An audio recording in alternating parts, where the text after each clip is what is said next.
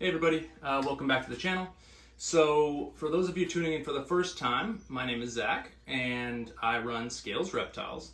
You guys can go check out some of the other videos of our little underground zoo and all that, but for this video we are going to talk about my rodent room and all of our little tips and tricks about my breeding projects that I'm doing here, and hopefully the goal is to answer the question, should you or should you not start your own rodent breeding project to fulfill the need of snake or lizard or whatever food that you guys or animals that you're trying to feed.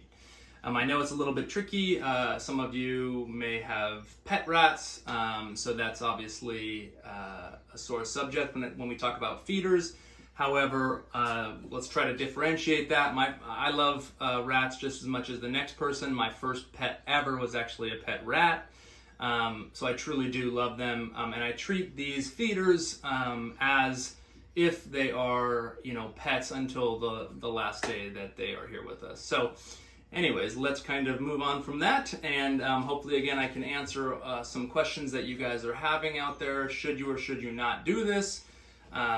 It's a lot of responsibility. Let's start off with that. And by a lot of responsibility, I mean a lot of responsibility. You have to think, a cat, a dog, a rat, a bunny, you have a pet like that, it takes up time to care for that. So imagine caring for 1,000 rats. Yes, there are ways to make it easier for yourself, but regardless, you still are caring for a lot of animals. So I started, just like any of you out there, we started our reptile business. And I needed food for them, right? So I decided, okay, maybe I can go with the frozen thawed idea. And so we started with frozen thawed for as many animals as we could do. And that's a good way to do it, and it's definitely a cheaper way. However, it's not fun. Frozen thawed is not fun. You have to sit there, and if you're using larger rodents, they take forever to thaw, and normally you're doing it in the kitchen and you're getting hot water, and it's just a whole thing. It's not fun. So, and some snakes and lizards don't eat frozen thawed. So we started off by again attempting to do that, and then soon after we realized, okay, we need live rodents. So we went to a local shop that sells them at the most ridiculous prices ever, and after about 3 weeks of doing that, I said, okay, that's going to break the bank if we continue, especially because we continue to add animals and snakes and more snakes to our collection, which ultimately I was like, okay, this is getting out of hand. So we need to at least supplement our food with our own breeding project. So I started very small scale, and I had about maybe a trio, 3 rats, and attempted to start that breeding and to see if that would help. Well, as many of you may have already figured out, 3 rats, yes, they will breed pretty quickly, but at the same time, if your snake is eating once a week, and those rats have 10 babies apiece, or even 6 to 10 babies apiece, they still take a long time to get up to size, and by that time now you have used all your babies and the adults are tired from just breeding. So 3 rats is obviously not enough to do pretty much anything, honestly. Even if you have just a few snakes, it's a little bit tricky, because the key to a production like this is you continuously have rat production or mouse production every week, so that you can always pull on them without ruining the cycle of your breeding. So that is where rodent racks come in. This is, one of our rodent racks. There are different kinds of rodent racks. There are different companies who make professional rodent racks. These ones are homemade, and I'll show you near the end of the video some of the ones that are purchased from online that are not homemade. So a rodent rack allows you to maximize space. So number one is space, right? You have a lot of these rodents, and if you're using big buckets or big bins or rodent cages for that matter, it's tricky to clean. It's tricky to house them in a particular manner of keeping them nice and all in one area. And then, again, I should maybe focus a little bit more on cleaning too. So there are only a few things that are tricky about this rodent breeding, and one of them is your time that it takes to clean and keep up with these animals. Here at Scales, we clean every 4 days no matter what. It doesn't matter if we're going on a vacation, we have somebody else clean it. If the other day we went on a little trip, it was a 4-day trip, I woke up early in the morning, cleaned it. You have to clean these. If you don't, all of a sudden, production slows down, animals get sick, the smell is way too much to handle, the urine, the ammonia can burn their eyes, your eyes. So we stick to that schedule of 4 days. Now, it obviously, the more rats you have, the more you have to clean. The less rats you have per tub or per bin. Sometimes you can push that out a little bit longer. So with these rodent rack systems, I'm going to kind of show you, and I'll zoom in a little bit near the end to kind of give you a big, closer look at what's going on in here. By the way, we're on day, I think, 2 or 3 of the 4-day cycle. So if you're looking in here and you're trying to get a feel of how messy it is, there you go. You can kind of go from there.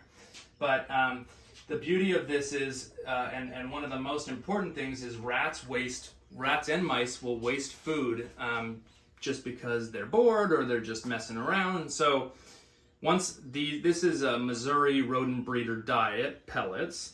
And the way it works is you stick these pellets in right here on the top of each tray, and there's screen mesh, which again I'll show you in a little bit, that the rats can they kind of climb up and chew from the screen mesh, and so they only bite off a little chunk of this little nugget here, and then they eat that, and then when they want more, they pull off more.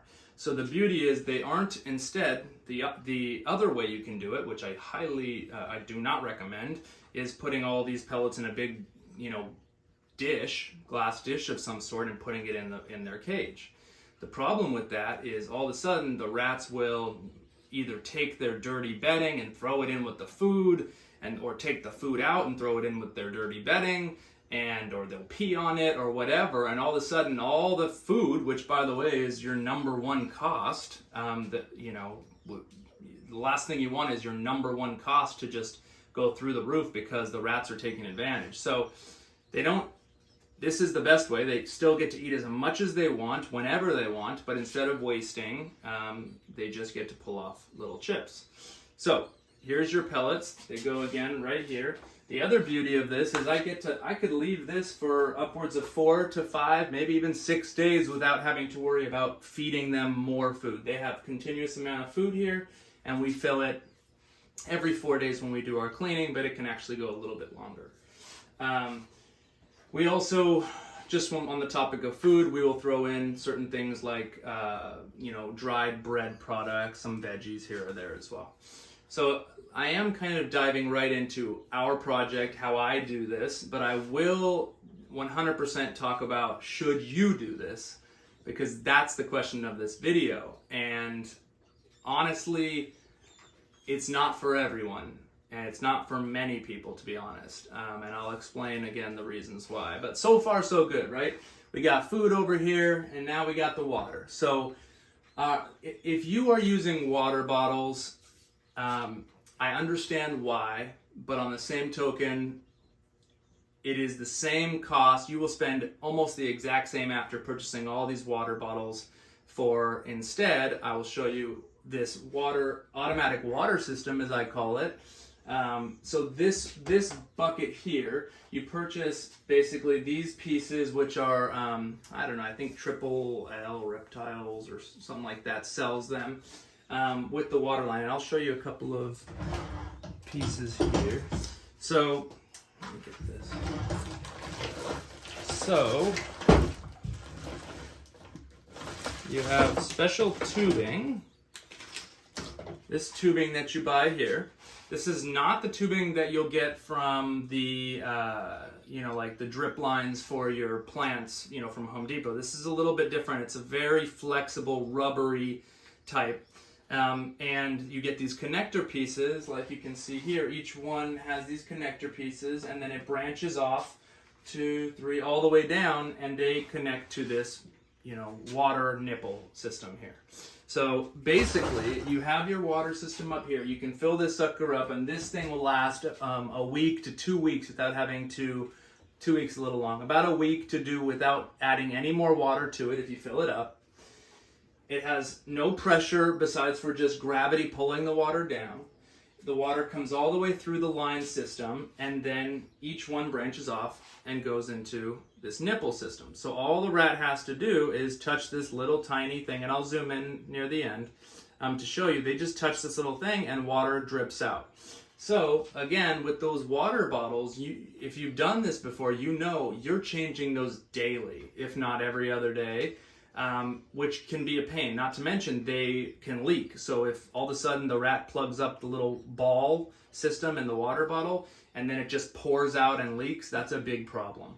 So with this, there can be some issues, and we'll talk about, but ultimately this is my favorite way to do it, and it saves so much time. All of this, all my conversation is going to be about time, because we only have so much time in the day. So automatic water, automatic food, and so now let's talk a little bit about cleaning. This homemade version, which is what I recommend for many people. The reason is if you're not handy, you gotta maybe hire someone to make this or purchase one off of Craigslist or something like that. But ultimately, this will cost about maybe $60 to make, maybe even less. I haven't done the math. But these tubs are, $4 or $5 a piece, and these are cement mixing tubs that you buy from Home Depot. And the rest of this is just 2x4s. And the only trickier part to this whole thing is going to be the screen mesh that falls along the top. So that's, maybe actually that's the most expensive part. I think it's $50 for a roll or something like that. But once installed, it's good, and I can house 1, 2, 3, 4, 5 tubs in a rack that's about this high. So with that, you can do a pretty good amount of rat production from one rack. So if you have 5 to 10 snakes, maybe one rack is actually plenty for you. We have 100 snakes, and we provide feeders to a handful of local breeders here as well on a weekly basis. So you guys again can do the math, but we produce in our rodent room, we produce approximately 125 rats and a week, and mice as well. We're probably producing around maybe 25 to 30 mice a week.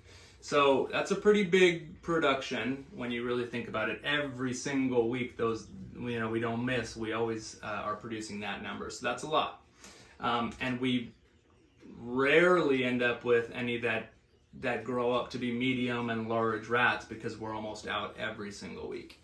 So the ongoing joke is with my wife is that if a couple people end up not picking up rats for whatever reason that week, I end up looking, I'm like, oh my God, we have way too many rats. We gotta, cut production. And then a day later, I realize, oh shoot, somebody else reaches out to me and they want mediums and I need more meat. And then we're saying, oh no, we should up production. We need to up production in here. Everybody wants rats. So honestly, it's just a little bit crazy how the whole management of how many rats you have at any given time works, but it's fun. It keeps me busy. So, okay.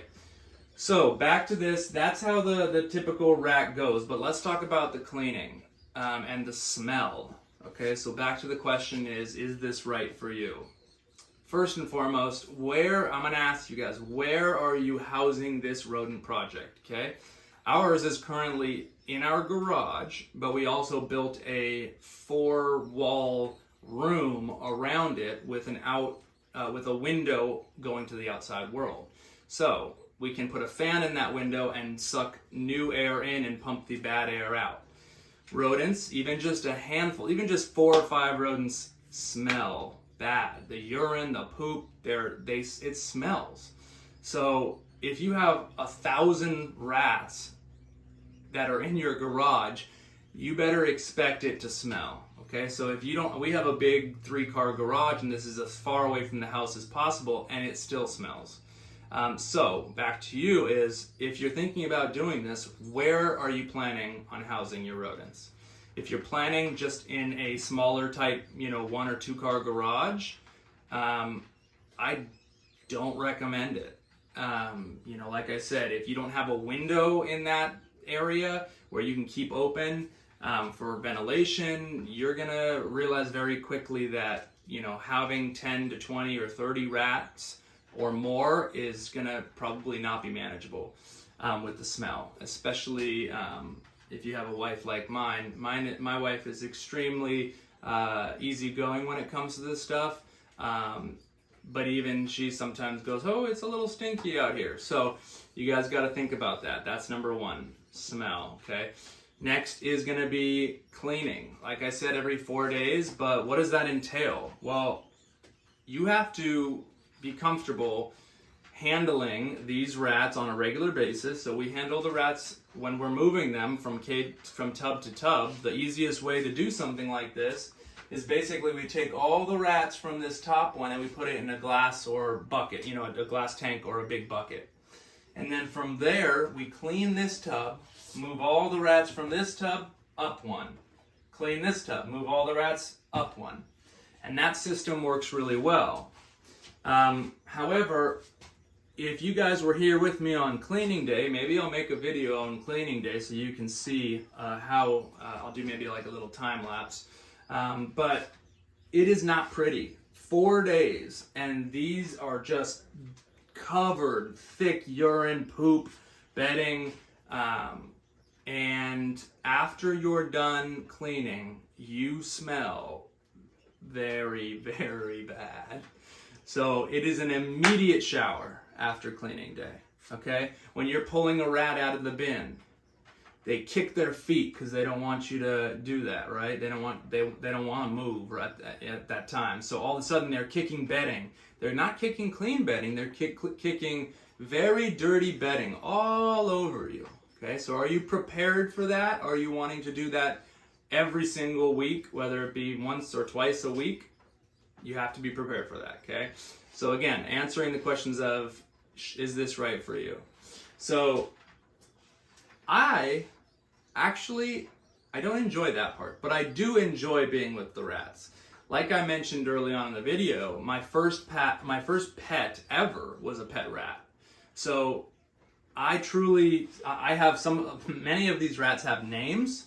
I actually spend time with them when I'm cleaning and checking in on them. I give them treats. It's a way of kind of combating the whole crazy feeder thing that goes on in here. So, all right, so back to the cleaning. With the number of rats that we have here, we quickly realized that the rodent bedding that we were using, every 4 days we would dump a ton of bedding. And so the problem was that our trash can, which by the way is a very large trash can, was filling up 2/3 of the way every week just by rodent bedding. Ooh, they're saying hello down here. Just by rodent bedding. So we had to add an extra cost on to add a second massive trash can to our house because the rodent bedding alone was taking too much space. So something to think about, another expense, okay? When it comes to expenses, speaking of expenses, what are they, right? Your expenses are startup costs. So like I said, if you're building this yourself, it's probably going to cost you about $100 maybe with the wire and everything. For the actual rack. Then you're going to talk this with all the little water nipples and the tubing and this piece here might cost you $50. So you're probably in for one rack about $150. You get a couple of them, you know, maybe you're in for $400 or $500. Okay, so that's number one. Number two is the rodent food, right? We do 50-pound bags of Missouri rodent breeder diet. And that's the cheapest way you can go. Well, I take that back. That is not the cheapest way you can go, but that is the way that I recommend going.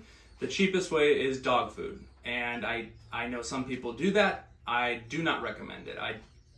I noticed the difference in smell coming from the rats themselves from eating that food. I just don't think that that's what they were meant to eat. And so, I don't think it's that healthy for them, and I do believe that it truly affects the way that your snakes and lizards smell and taste the rats as well. So it's a little more expensive, but I recommend going with rodent breeder. This is the Missouri. Missouri rodent breeder diet, big 50-pound bag. 50-pound bag. So let's think about that for a second. Can you lift 50 pounds? Most of us can, but not everybody. So can you continuously lift big bags and things?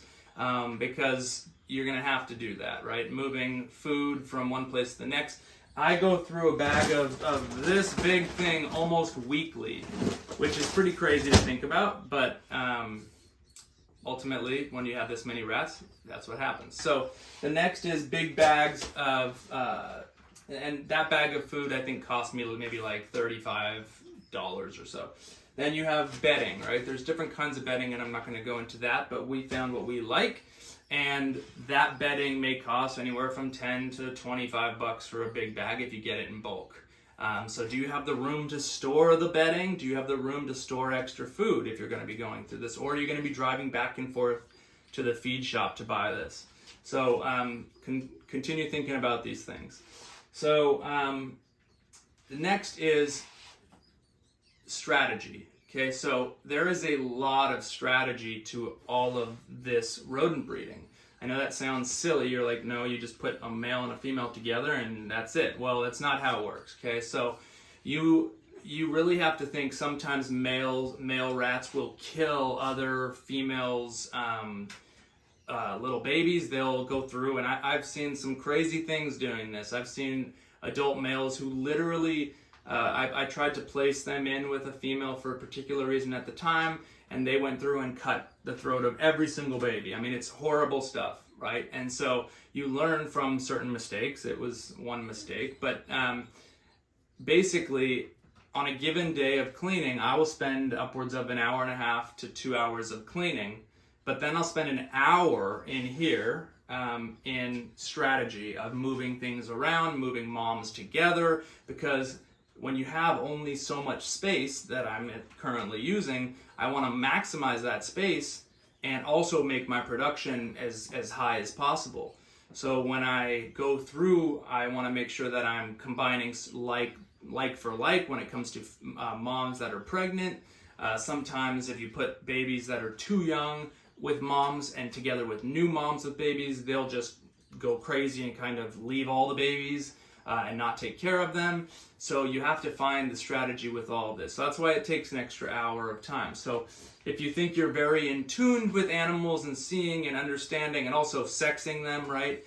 I've had many people, including family members who have helped us in this adventure when we were out of town or whatever, and they struggle a lot with sexing these animals. And so I've seen, I know our male breeders, but there is a balance. You can't have too many males together. Males will fight with other males if they're not grown up together and kill each other.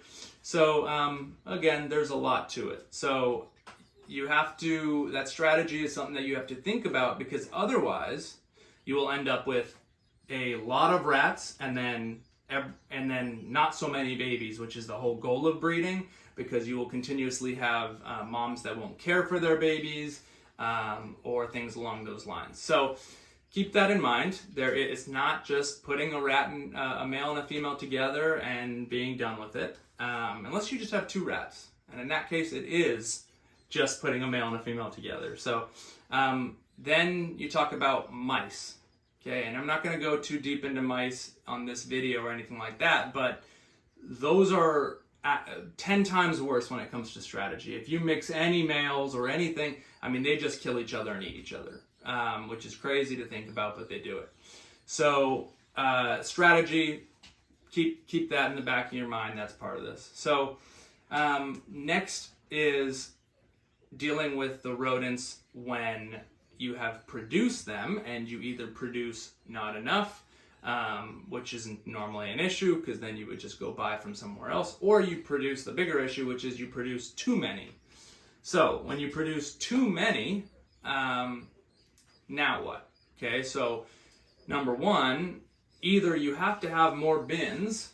Let's say that you want to grow these smaller ones up bigger. You have to have more space to put them, or you have to kill them off, basically, and either freeze them or sell them. So you can try to sell them to someone else, and you may be lucky enough to have good local breeders like myself. that are buying from me, or you have to kill them and freeze them. So that is something that you have to be willing to do, which there are many ways to kill rodents. And I'm honestly not going to go through those different ways. I will name one way for you if you've never heard of killing a rodent. The most common way in, let's say, a lab facility would be to put CO2 in there in a little CO2 chamber and knock them out, and then at which time they die. So that's one way to do it. But with that, now you have a dead rodent that you need to freeze immediately. So where are you putting these frozen rodents, right? We have a special freezer for the rodents. Do you have that? Number one, are you going to keep it in with your food in the house in the freezer? Are you going to, again, is the electricity that keeps up that frozen or that freezer, that costs money? All these things add up. So just keep in mind that, yes, it's definitely cheaper than buying rodents elsewhere, but is it worth your time? Is it worth your money? Is it worth the space for a freezer? Where are you going to put that?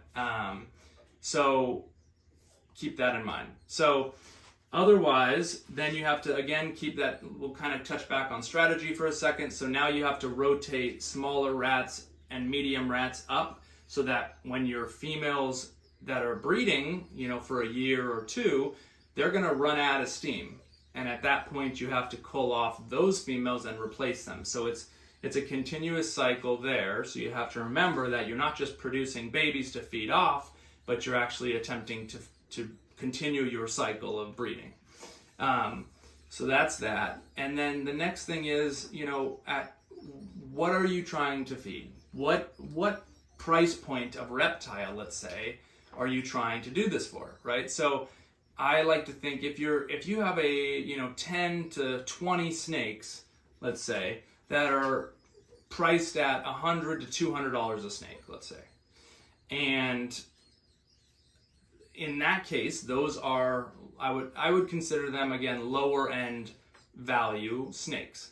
So spending $5 to $10 on a rat at a local pet store per week on that snake is brutal. I mean, it doesn't make sense if you're trying to breed that kind of snake. Now, if you are a little bit higher up a level, and let's say that the snakes are worth $1,000 on average a piece, or $500 to $700 on average a piece, you're now starting to tick up there, and it might make sense to just purchase. If you can find a breeder like myself, it might make sense to just purchase at the reasonable rates that at least I think we offer, because the snakes that you're going to produce are going to be worth a nice chunk of money. And then when you take it up another notch and you're now at $2,000 to $3,000, $4,000 average snakes, it makes complete sense to just budget for buying from somebody like me or another local breeder, because the percentage that you're spending on rodents per snake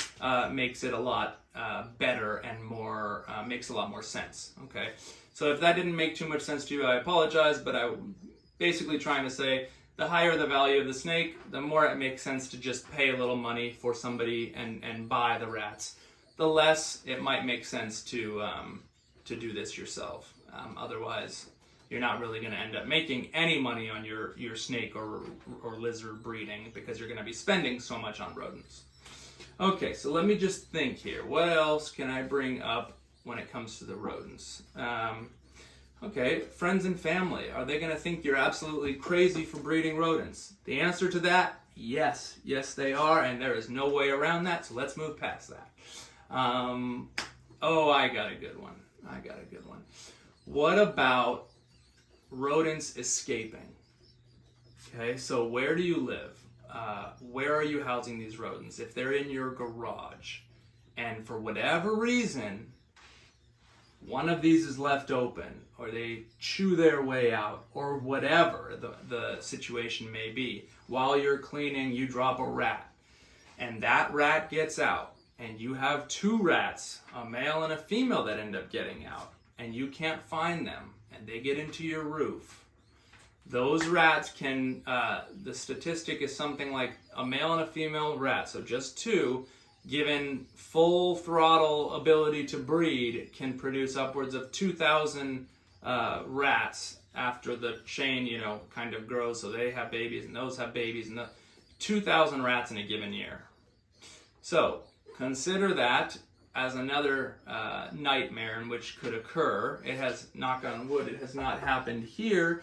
We have not lost any rats for that matter, but it can happen, and it needs to be something that's thought about, because unless you have cats or something watching your back, you better be prepared for that. So that's something else. Let me just think here. What else? I think let's just dive in and kind of take a look at some of the racks and the rodents and stuff, and kind of see the more detailed things going on around here.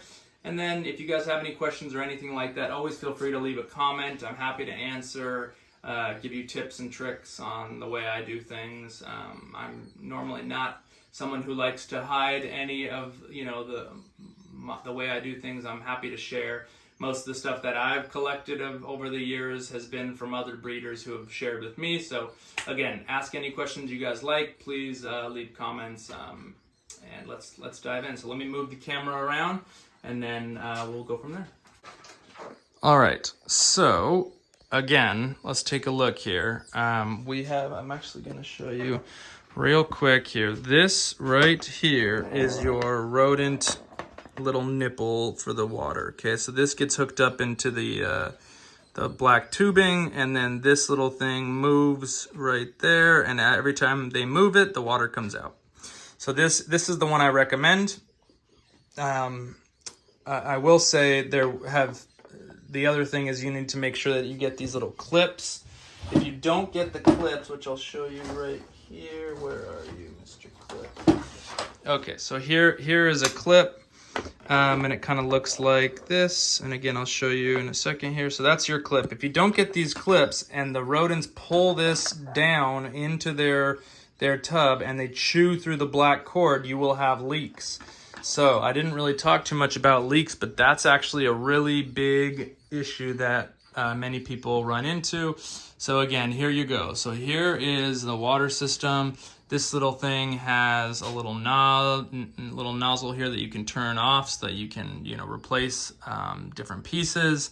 And then over here, the little splitters so that you can branch off and then have your little water system here. So this one's in the screen. So I'm going to show you in the back. You can see we use the small screen, metal. This is all metal screen so that the rats can't chew through it. And then in the front, the way this works is this is the big screen right there. And so the rats can just kind of chew through and bite the piece right there. So let's take a look at what we got going on in here. Hello, these are breeding adult rats. Hi. These are Dumbo rats. So we normally don't go more than 7 or 8 adult rats per tub. And we only have normally 1 adult male per tub. Occasionally we have 2. Let's see. So here's a couple of rats in there. They're all different colors. We also do and sell pet rats as well. So these are all pretty typical. These are all very similar, you know, rats. But I'll show you this again. This is our 2 different rack systems. Now we come on this side, and sorry for my camera, it's tweaking out here. But anyway, so on this side we have the females. The females are very sensitive when they are having babies. So when they have little tiny pinky rats, if you mess with them too much, they will just step on them, slice them up. So we're gonna take a look right after I say that. We're gonna take a look at some, but most of these are actually probably 4 or 5 days old, so they're okay. So here is a mom with her little babies, making a little nest of babies. So you got a bunch here. This here is our little pinkies. Hi. The moms are actually pretty friendly when, you know, you're messing around with their babies. They don't care too much. And again, same kind of system. This rack system is actually a really bad system. Luckily, we found which rats can go in there and which cannot, but they actually recalled the tops of these. This is from Vision, I believe, products, and they recalled the entire tops of these. But anyways, because rats were like getting stuck in them, but we have found out that we're okay with specific rats in them. This is our little water line for this side. This goes all the way down. Now for our little mice, we have different types of tubs here.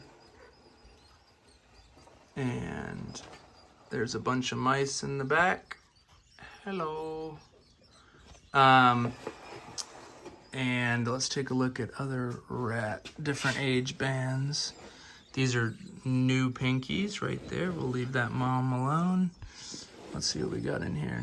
More new pinkies. So, all right, so up in here, these are your small rats. Cuddled together. Hello.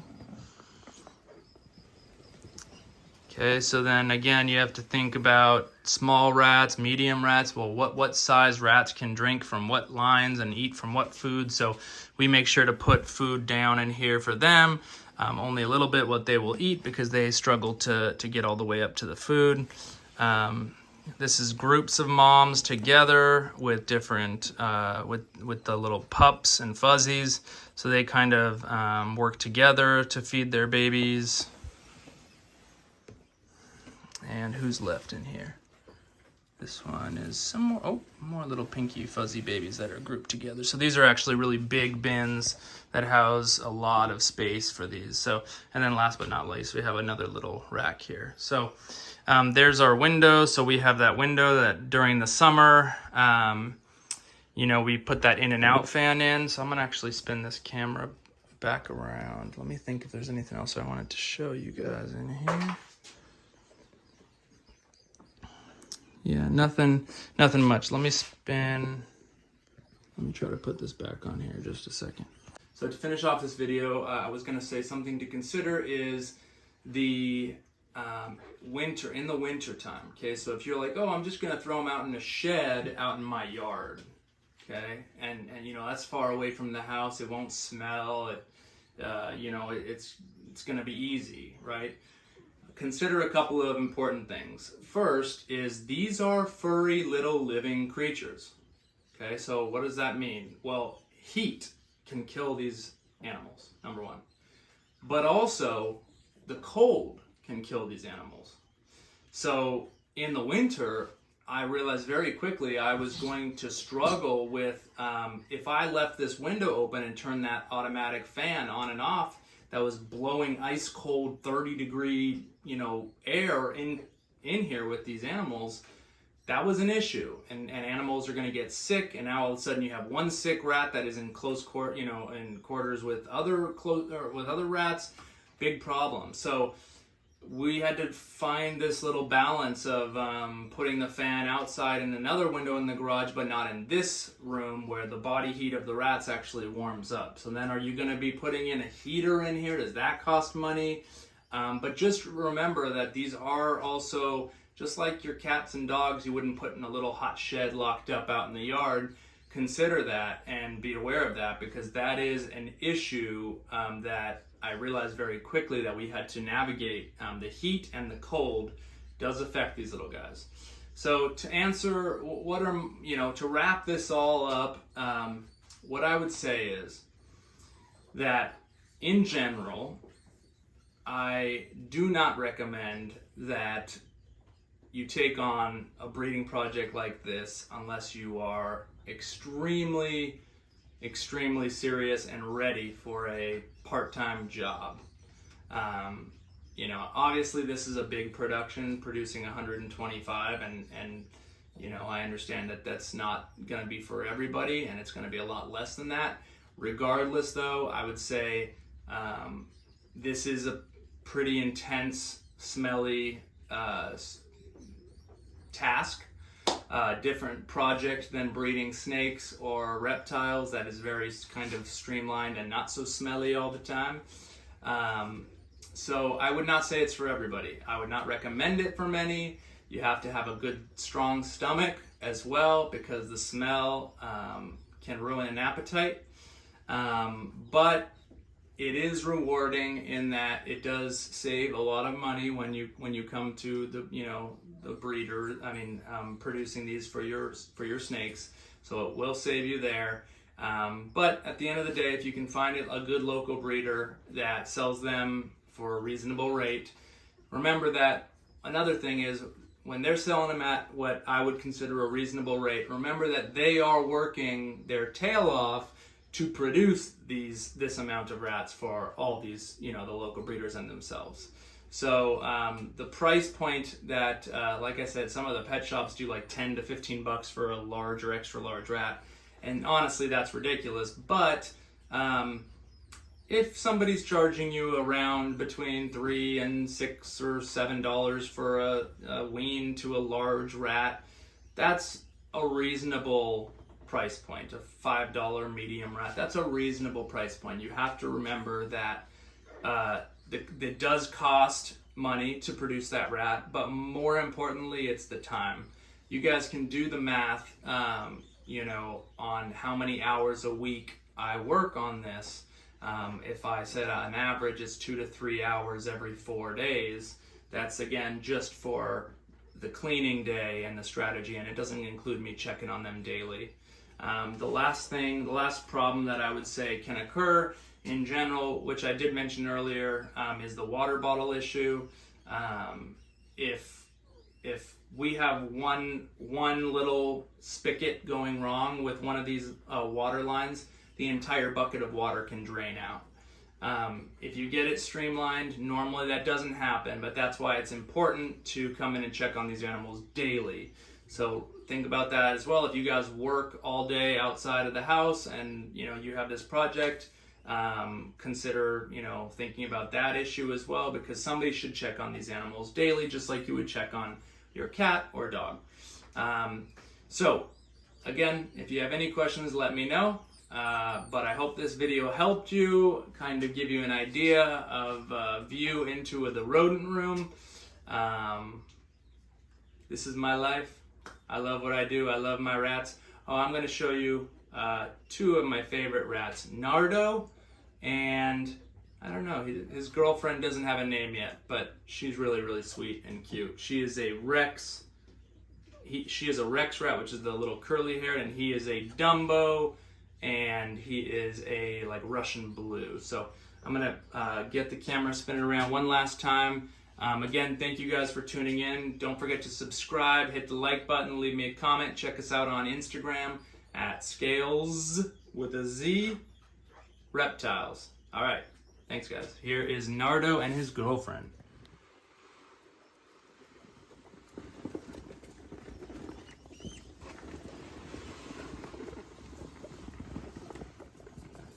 Nardo, where are you, Nardo?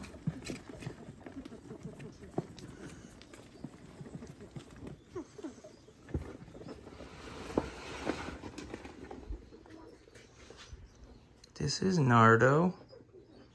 Hi, Nardo. He is super sweet. We're gonna put Nardo back with his friends, and we're gonna try to find his girlfriend. Can you guys leave me a comment and give me some good names for her? Here she is. Let's find her. Where are you, little girl? Here she is. This is her. She's super, super sweet. She is not a Dumbo. She's one of the only ones that's not a Dumbo, but she is such a loving little rat. Hi. She will not be a feeder. Uh-oh, Nardo's trying to escape. Hello, Nardo and his girlfriend. See you guys later. There she is.